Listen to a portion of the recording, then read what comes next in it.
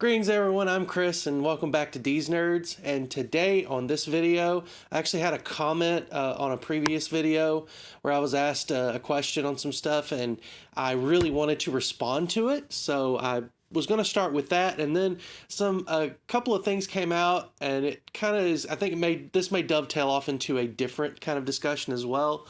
So I just kind of wanted to start with it. We'll just kind of see where it goes. As you're probably very well aware, I really don't script this out very much, or actually I don't at all, as you can see just now, where I'm rambling everywhere. So, but we'll start with the comment. First of all, it's from Joseph Smithers, and again, like, I film with my phone, so I don't really have access to be able to look at the comment itself. I did make some notes on it. I will put a screenshot of it here, though. But it's from Joseph Smithers. He's commented on some of my videos, long time subscriber to the channel, I guess, and I really appreciate your support on that, Joseph.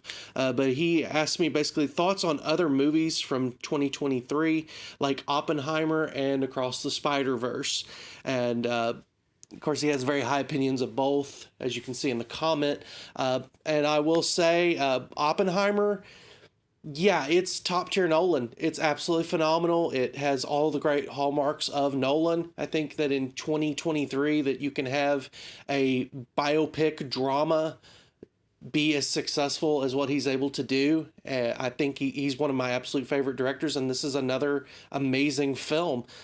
Now, with that being said, I think the subject matter, I don't know if it would be the first one I've really reach for, and I'm not sure I'm going to rewatch this one over and over again.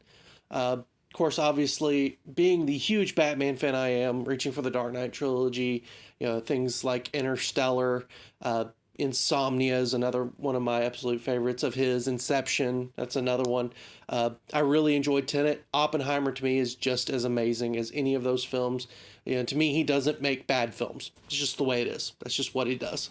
I thought, first of all, I did get to see it. We live close to Branson. They have an IMAX theater, an actual IMAX theater, and that was an experience. It almost just feels like there should only be one way to watch. I'm not trying to gatekeep. Of course, there should be many different ways to watch, but I mean, IMAX with a Nolan film, it just hits different. It's just a different level. It was phenomenal, and everybody, Cillian Murphy, just great. Emily Blunt was fantastic. Robert Downey Jr., Florence Pugh. Like, we can just go down the line. It seems like he just gets great actors, great actresses, puts them in roles that really suit them, even if it's not something you would necessarily see them in immediately. Think like Heath Ledger as the Joker. But boy, don't they give the best performances under him. It's amazing how that works. I cannot speak highly enough about that movie. Now, that, like I said before, though, am I going to reach for it multiple times a year? Probably not. It's a very heavy movie, and kind of the ending of it, especially, you're just kind of like, whoa, like, really crazy stuff. But yeah, it definitely will be getting it on 4K at some point. And matter of fact, it was like sold out on 4K, or like on physical media for a while there. It was that in demand, which is kind of crazy for a physical media release. But Across the Spider-Verse, I'm really going to tell on myself right now and be brutally honest. Haven't seen it yet. That's just kind of the way last year was kind of odd in that regard. Like, I didn't get to see a lot of the movies that I wanted to. And the movies I did go see, I wasn't really that thrilled with overall. Like, they were fine, or they were good, with the exception of 3 specifically. And I've talked about 2 of those here in a past video. TMNT Mutant Mayhem, Godzilla -1, and one I haven't talked about, The Hunger Games, Ballad of Songbirds and Snakes. Now, Michelle did a review of that book a long time ago when it came out. I read it as well. I don't read that much fiction. A lot of what I read is nonfiction, biographies, history, like that kind of stuff. But I have read the Hunger Games trilogy, and then of course read Ballad of Songbirds and Snakes, and loved it, and thought the film adaptation was phenomenal. I think that's one of my favorite film series here in the last decade or so, period, anyway, and this one just adds to it. So I'm really thought highly of that movie. Thought the cast, like the way they cast the characters, like what I was envisioning, came out pretty much perfect in that. But there was some other stuff this year that I watched. Uh, Things like, of course, Shazam, Fury of the Gods, The Flash. I was very excited for that leading up to it. If you followed this channel at all, you know that I was very excited to see Michael Keaton back in the role as Batman. Indiana Jones and the Dial of Destiny. And I think, of course, Oppenheimer I did see. I have not seen Barbie yet. Again, one I'm looking forward to, but I'm also just kind of at that point, like, I'll get to it whenever I get to it. Like, life gets in the way. I've got a kid, we're busy running around doing stuff. Like, it's just kind of, sometimes it's hard to go see all the movies you want to go see. But whenever I do want to go see movies, I want to go see them like, at an IMAX or, at a higher quality theater. So, it also gets more expensive in doing this. So you kind of have to learn to pick and choose your battles. But so no, I've not been a very good movie nerd in this regard in the last year at all. But I did get Mutant Mayhem, I did get Godzilla, and I did see The Flash with Batman in it. So my three big fandoms I nailed, at least, thank goodness. But with all of those, I love them, and specifically in The Flash, Michael Keaton as Batman was amazing. That was some of the best stuff in that movie, along with Barry's journey, and stuff with his mom, especially. I really love that as well. But I mean, and the Dial of Destiny, I really liked also. I can also see criticism. To me, that movie fits right alongside any of the others, and I actually liked it better than Kingdom of the Crystal Skull. I thought it was really good. I also, this is where we start to dovetail off. I'm starting to yearn for more, and I don't really quite know how to put this, so I'm just going to try to talk through it if you'll allow me a chance. I really, as I get older, I like IP is fine, franchises are fine. I just want them to try new things. I want them to be creative with it. I don't want the film to feel like it was paint by numbers, rewritten a million bajillion times. Of course, I know how the screenwriting process works. There's a lot of rewrites there, but almost like it's passed over by like 90 different writers, changing it as it goes and trying to fit into what corporate world really thinks it should be. I'm sorry, but the corporate world has no creative vision. They just want to make the most money possible. And so they look at it as an investment anytime that they decide to do a movie.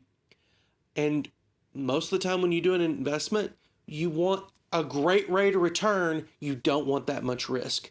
And so when you try to give directors with a different type of vision keys to a franchise or an intellectual property that is worth millions, maybe even billions in certain cases, you want to be very safe with it because you want to protect your asset. As much as they are assets, they are characters, they are worlds, and they're meant to be told stories through. And part of that is being willing to roll the dice. I think when Nolan, and let's circle back to Nolan, let's talk about it.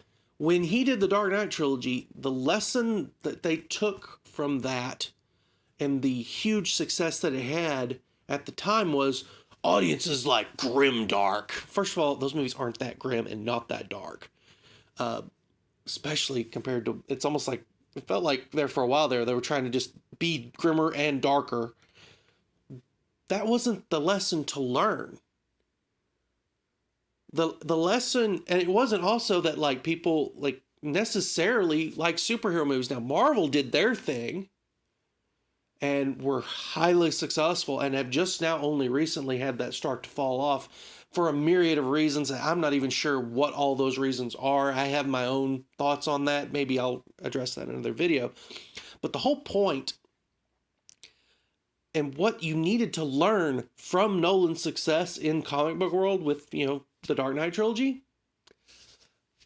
get a director who loves that character, leave him alone. If you feel like you cannot leave a director alone, do not hire that director. But get a director that has a creative vision and a very strong sense of storytelling, and leave them alone. If you don't like their pitch, don't hire them. Don't be like, okay, well, we can bring them in and then we can, we can massage that story. No, give them, hire directors with whom you agree with their vision and then get out of their way. That's what they did with Nolan. They let him pretty much make Batman Begins the way he wanted to. He was successful with it. It wasn't as huge as the next two films, but it was enough to say, yeah, keep going, keep doing what you're doing. Then The Dark Knight comes out and it becomes a $1 billion hit. And you have to trust.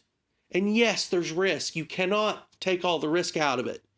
You also can't second guess or be able to predict where audience tastes are either. That's another key point.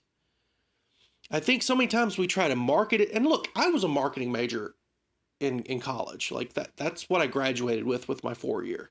Like, I know this, but I think so many times they try to like focus group and pre-screen and market and try to like figure out where audiences' taste are and how can we angle that to where we need to go. I don't think you can do that. How else do you explain movies like Barbie and Oppenheimer? The only thing Oppenheimer had going for it was Nolan. That was it. And how else do you explain the phenomenon that was like Barbenheimer? You can't explain that. You can't figure that out. You can't manufacture that. It just happens.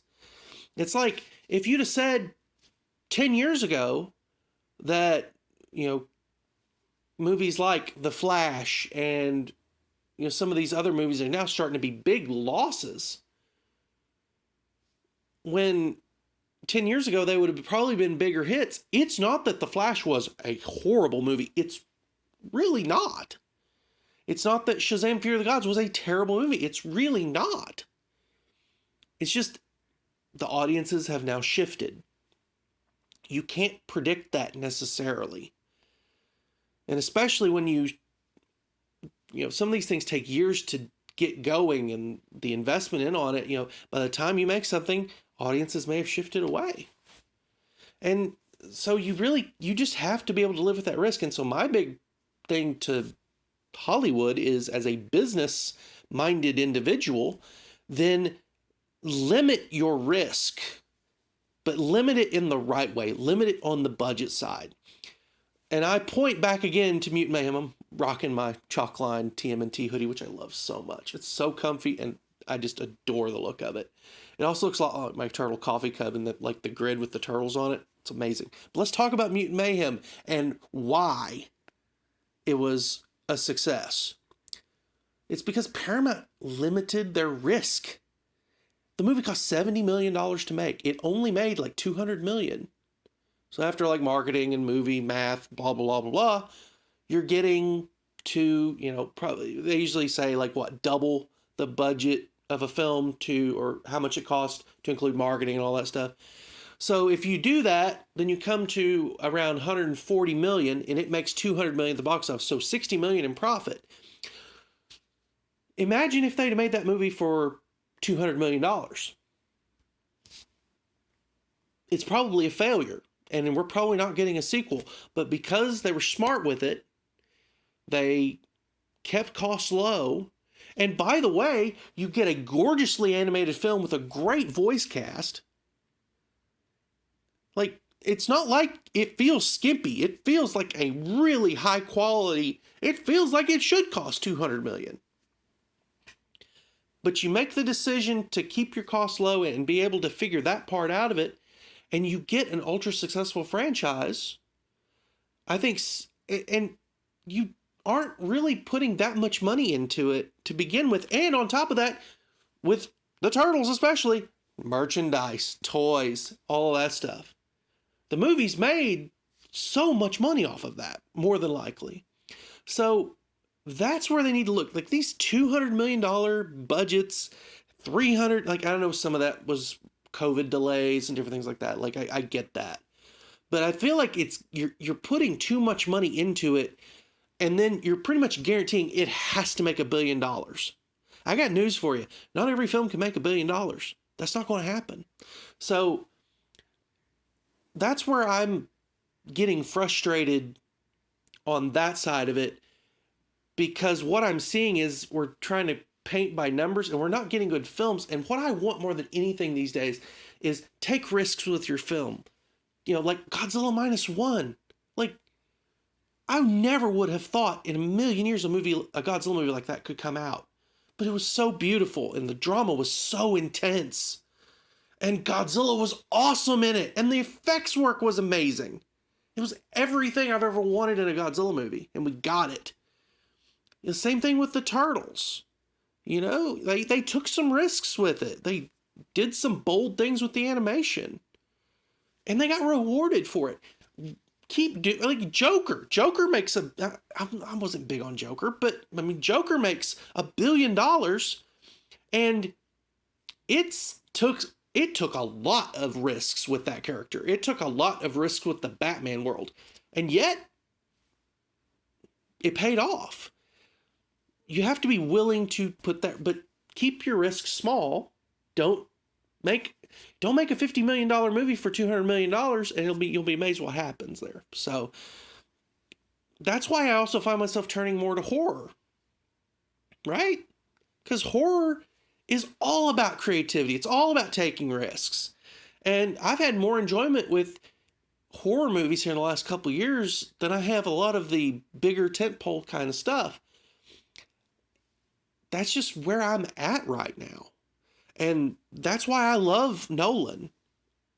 He has a voice. Like, you can see that through his movies. The Spider-Verse movies, the first one, I haven't seen the second one, but I'm assuming it's a lot like the first one in that, you can feel something different and unique and creative behind it. Like, that's where I'm at right now. So I'm, with like DC, we'll see what happens with them going forward, but I'm not the most excited to see where that goes. There's a lot of me with my Batman fandom that feels like, you know what? I got some really groundbreaking films out of the series between the 89 Batman film, the Dark Knight trilogy, and the Batman, and whatever they choose to finish up with that on. If that means that that's kind of where I leave my Batman on film franchise, or like I consider those my Batman, okay, I'm okay with that. We don't need needless sequels.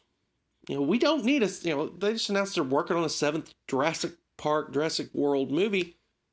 The 6th one, you can talk about the quality of it and whether you liked it or not, but it left all of the characters within that franchise in a pretty good place. So I'm okay with kind of stopping there. I'm going to be really critical moving forward of sequels and reboots and things like that, because it's like, that's not where I'm at right now. I think that way about the Halloween franchise too.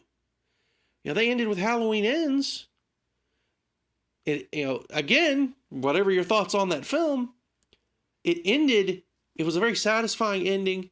Laurie Strode's in a great place, like all that stuff. It ended. I don't really need anything else from Halloween. I'm good. These are some of my favorite franchises of all time. So, like I said, we kind of rambled through this today, but the big takeaways that I want you to take from it,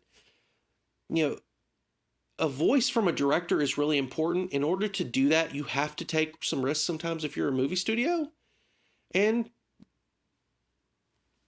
it's okay to not reward corporate fluff. And it's okay to reward the little guy, to reward the indie, to reward the people who are out there taking risks and trying to tell bold stories. It's not always going to be original. I don't think anything's been original for millennia, but at least it's bold, it's different, it's trying to have a voice, it's trying to tell something unique in a certain way. So that's where I'll leave it today. Again, Joseph, thank you for your comment so that I could kind of use that as a springboard to just really rant about everything else. But again, I really do appreciate it. And again, like if you want to, leave a comment or something like that, ask me a question that you want me to kind of cover a topic in another video, I'll be more than happy to do so. Just leave me a comment there. And of course, smash that like button. Gosh, so stupid. I'm sorry. But again, if you would like to, please hit the like button. Please subscribe to the channel. We do greatly appreciate it. All right, guys, until next time, this is Chris, and this is Dees Nerds. You guys have a great, safe rest of the day. Bye.